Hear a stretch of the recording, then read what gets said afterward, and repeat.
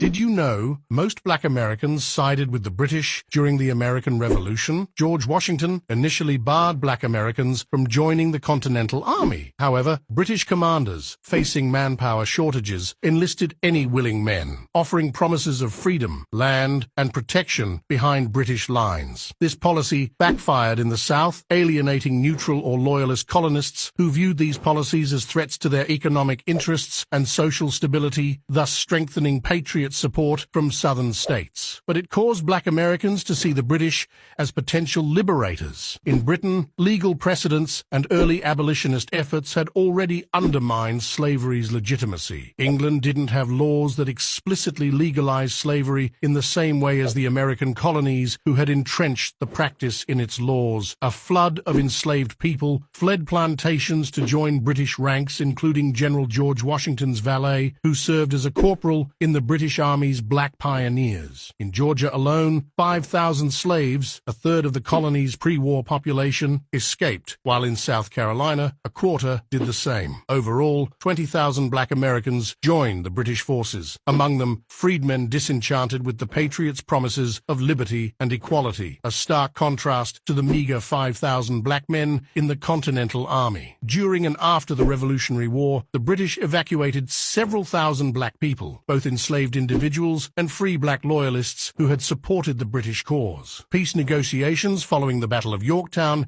even stipulated that all enslaved people who had escaped behind British lines before November 30th, 1782, were to be freed, and many former slaves scrambled to make it aboard retreating British ships. Approximately 20,000 black individuals departed on retreating British ships, while most black patriots returned to lives in slavery.